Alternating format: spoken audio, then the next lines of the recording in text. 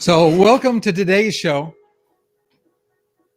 I gotta fix a sound error. Sorry about that.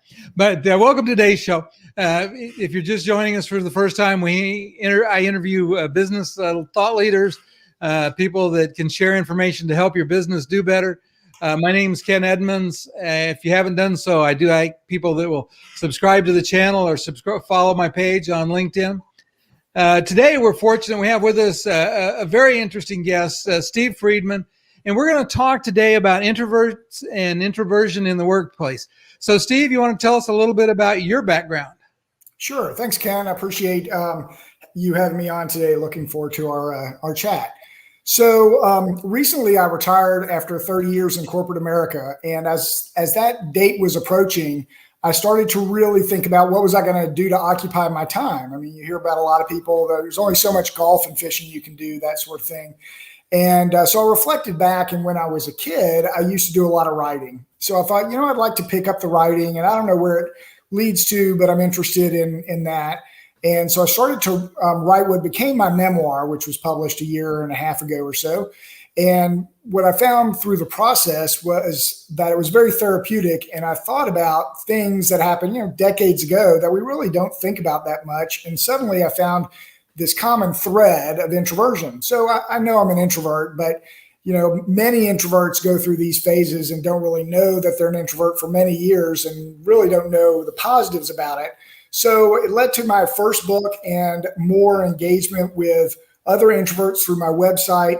And now I'm writing a book on business leadership for introverts. And so this has really become my post-retirement purpose.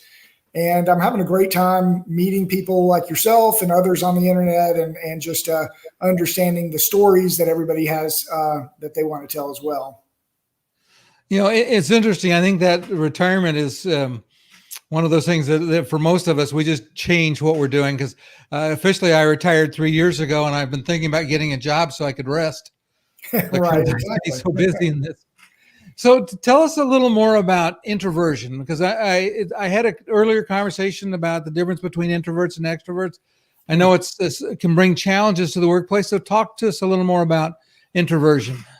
So sure, I think introversion is often a misunderstood term. If you want a definition, you ask a lot of people, you'll get a lot of different definitions. I think that's changing for the positive over the last few years or so. But even still today, if you look in a thesaurus or a dictionary and you look up introvert or introversion, you're going to find some, I think, pretty unfortunate terms. Loner, antisocial, narcissist, icicle, wallflower. I mean, and it's funny when you put those alongside the terms for extroverts, and extroverts are generally, it's a very positive, energetic and that sort of thing. And then introverts seem like they're the sad, lonely people that really have no hope in life. I think that's a horrible myth. And as adults, we can work through that and understand that's really not correct. But many introverts find out or hear about introversion and maybe connect with that early in life, as a little kid or a teenager. And that's the first thing they hear are the stereotypical definitions of introverts. And so a lot of introverts go through years of struggling to really find it a positive instead of a negative, or they view it as a curse instead of a blessing, I say.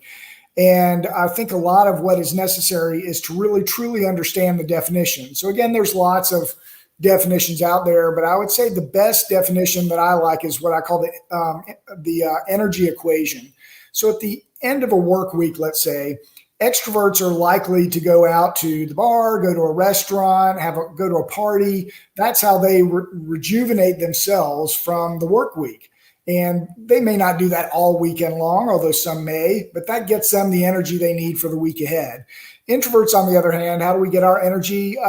Usually from more calm and quieter venues. So it may be dinner out, but it's probably with a small group of friends or family. It's not 3 or 4 or 5 of them in a weekend, but it's 1 or 2. And also, time alone to read, to do hobbies like writing or art or other things, provide the outlet for introverts to re-energize. And so it's really the definition I like best is how do we re-energize and how do we lose energy? So introverts will tend to lose energy when they're confronted with large groups of people or put on the spot to make rapid decisions. So given time and space, introverts have a tremendous amount to contribute both in the social arena as well as at work. And that's a lot of what I've been working on in the last few years. Well, you know, and that is so interesting because I am very much an extrovert, married to an introvert. Okay. And for myself on the weekend, if I had my house full of people all weekend, I'd be fine with that. And if my wife is quite fine if there's nobody in the house but just the two of us for the weekend, you know, because it's just a difference. And it was interesting in the earlier conversation I mentioned, I didn't realize how extroversion shows sometimes in the way we say things, because I'm always starting a sentence and having a regression. And, you know, we were talking about the fact that extroverts, at least at times, tend to engage mouth before they engage brain. Mm-hmm. And I see that in myself all the time. And I had never thought about it in that context until now. All of a sudden we're talking about it. Hopefully my dog is not too loud. That's fine. Let me shut the door. I think he agrees.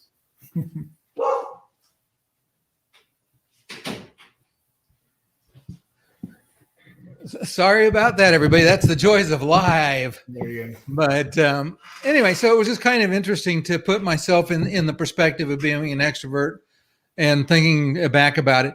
So you talk about being 5 phases of introversion and that introverts can move through those quickly. Tell us about that.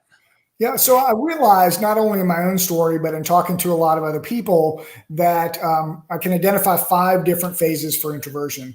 So the first is unaware. So, you know, most of our childhood, toddler, teenagerhood, we're generally probably haven't even heard the term introversion and don't really understand what that is. Yet we are introverts by nature. Most of that is through our DNA. It's how we're wired. And so, you know, we're less apt to be out there running around with friends all day long, even as a kid, and less apt to be on the phone as a teenager with our friends like other extroverts might be.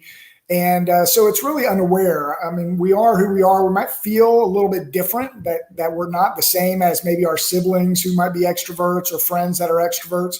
Things seem to perhaps come more difficult than for other people. But but we really can't connect or understand what that is usually.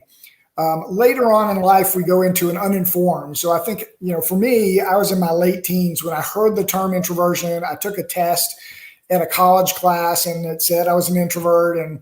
And so that was really the first time I had heard about it or understood what that definition was. Unfortunately, most of those tests don't leave you with a lot of information. They just help you connect with a label. And labels are useful in some terms, but not always, right? And so when left to our own devices, we go and figure out what that definition is. And that tends to go back to the more stereotypical negative words that we'd heard before. So these first 2 phases of unaware and uninformed are usually pretty big struggles, especially on top of adolescence in general or going to college or working or whatnot. Eventually, we get to a phase which I call enlightenment. So something triggers that.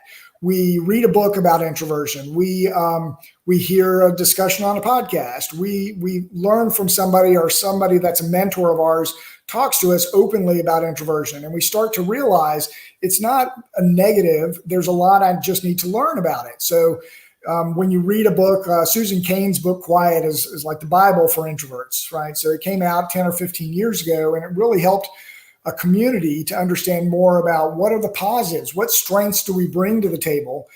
So we may not be the quickest witted person or the most sociable in a big crowd, but we develop really thoughtful relationships. Usually we look at things from a balanced perspective, oftentimes very creative, team loyalty, things like that.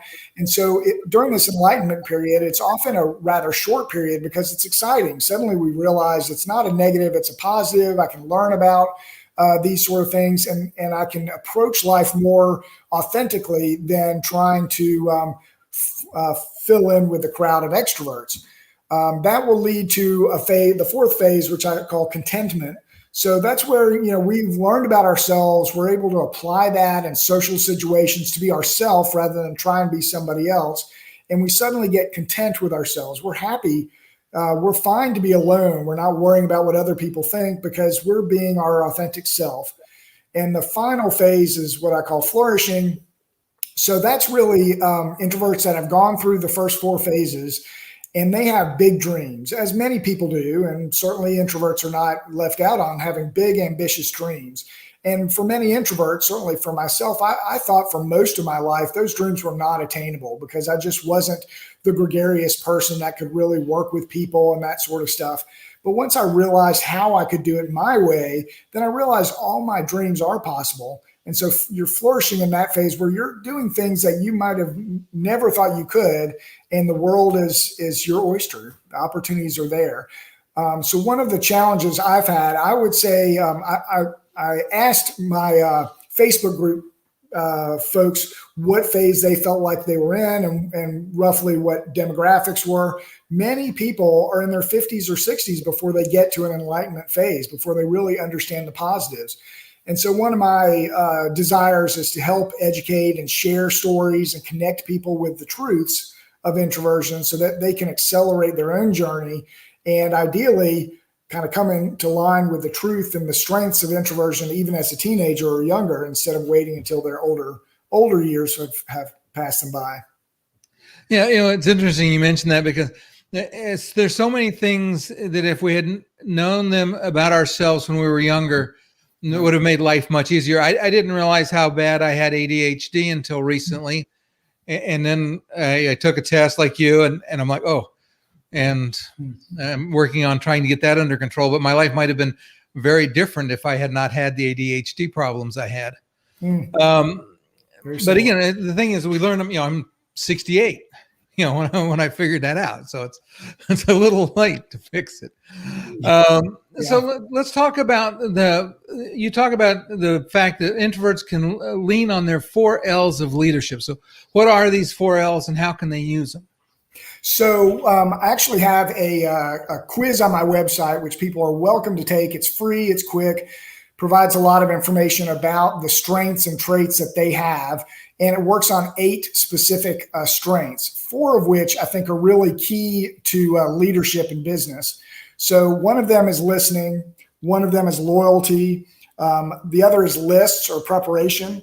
And so those 3, along with learning, are really critical for introverts and anybody else, frankly, when they're in the work environment. So, and these tend to be strengths of ours. So we're, again, may not be the loudest person in the room, but we're great at observing what's going on, listening to other people, looking at the EQ that's going on in the room and trying to assess things. And that helps us to develop ideas and have balanced analysis in our head of ideas. And that's a strength that every business really needs. So finding that strength and learning how to practice it and grow it are really important for leaders. Lists or preparation is another one. Many people will approach things, whether it's social activities or work meetings, and they come into the meeting or the networking event and they just go. And for many people, and especially for introverts, those kind of situations can be overwhelming. So I talk about the importance of a little model called RSGN, ready, set, go, and next. So instead of jumping in and just walking into the meeting, we need to prepare ourselves. We need to understand what the topics are, who's going to be there, what questions I might have for the panel or whatever the meeting might be. If I'm prepared, then I'm a lot more calm. So once you get the anxiety level down, then you're able to actually participate, to listen, to be curious, and to ask questions and be a valuable component of that meeting or the social event. But all too often, we don't prepare in advance. So preparing in advance, making lists of things you have to do or want to do in order to be best prepared for events is really important. Loyalty, introverts won't typically have a big group of networking that they have, but they oftentimes build pretty deep, meaningful relationships. We're generally not much into chit chat. So pretty quickly and sometimes awkwardly, we dive into more deeper subjects, whether it's personal items or work items, and it can feel odd. And I think a lot of introverts feel like, well, this was not really a comfortable engagement at first. But once you kind of ease into that, then you learn a lot about people. And as far as a leader, you learn a lot about the people that work for you, that work with you, and those can really develop tight bonds. And you don't really need tight bonds with 100 people. You need them with critical people that are part of your business. So I think loyalty is an item that is really critical and kind of lost in a lot of the corporate settings these days. And finally, learning. So learning is like curiosity. So introverts generally love to learn. We read a lot of books. We are very introspective. So we're trying to learn about ourselves and the world around us. And so use that when you're in a leadership position. I would encourage everybody to use that curiosity to learn more about the other people, to learn about the business, understand the history of the business, which gives you a little bit of context, but also helps you be grounded to go contribute to the business. So I think whether it's those 4 L's of leadership traits or the other 4 that are more broad leadership strengths, that I think it's just important that everybody understand and be curious about who they are so they can be their authentic self in the workplace and at home. Okay. And now I know, Steve, you're working on a book. So do you want to tell us a little bit about the book and how it's going to help business?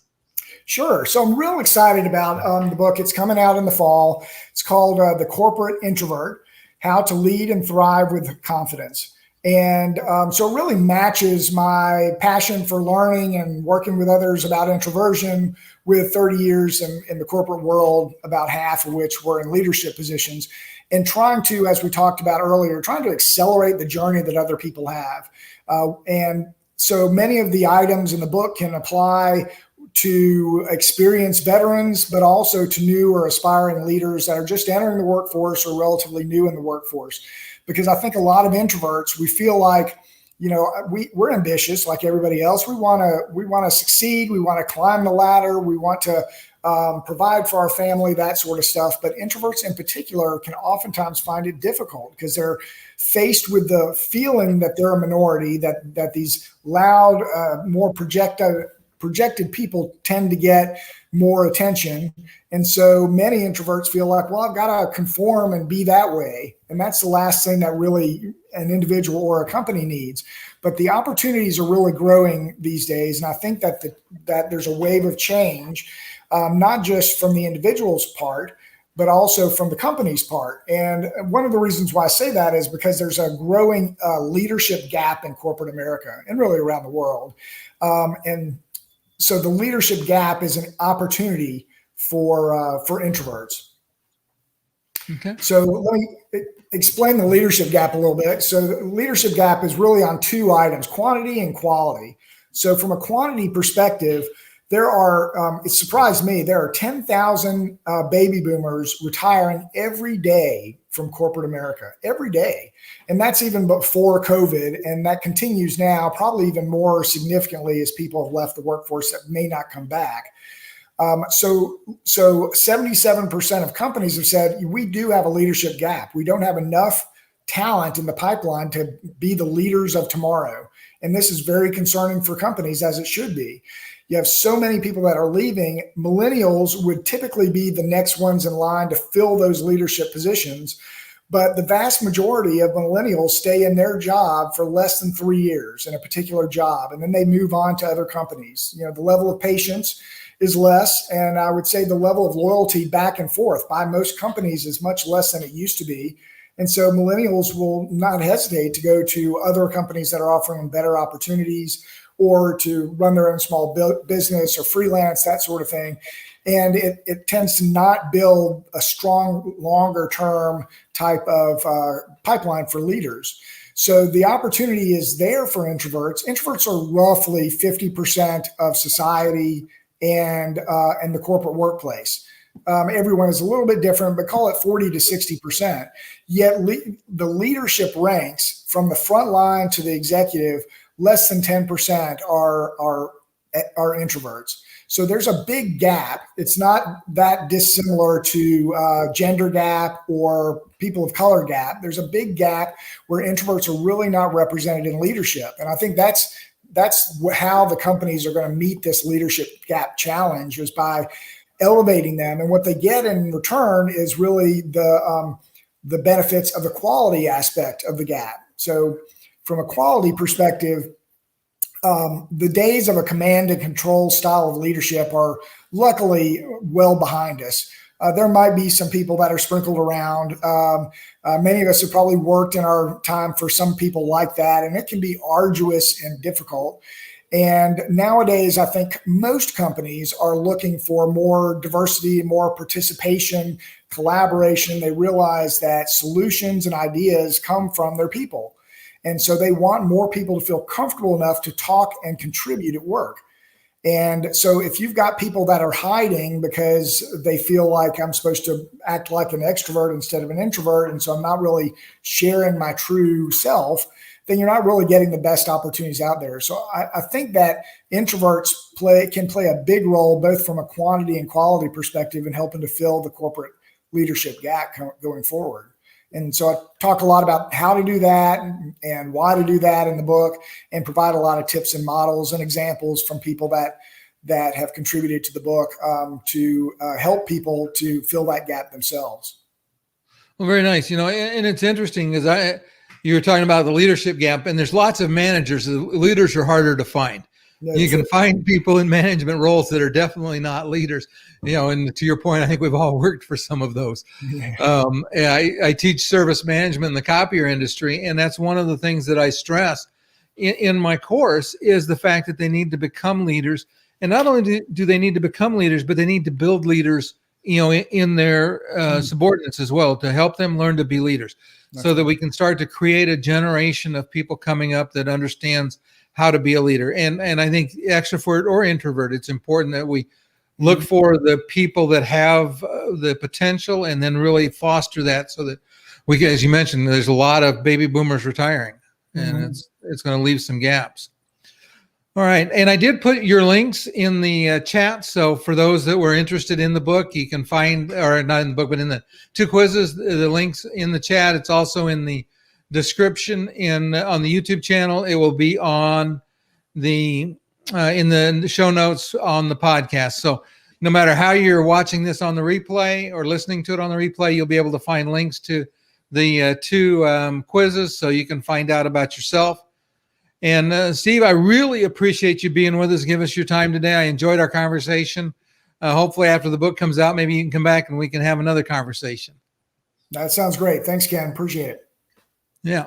And for those that watched live, I appreciate you being here. Thanks. I did have at least one person responded to me in the chat, so that's very nice, always encouraging. And we'll see everybody next week. Thanks.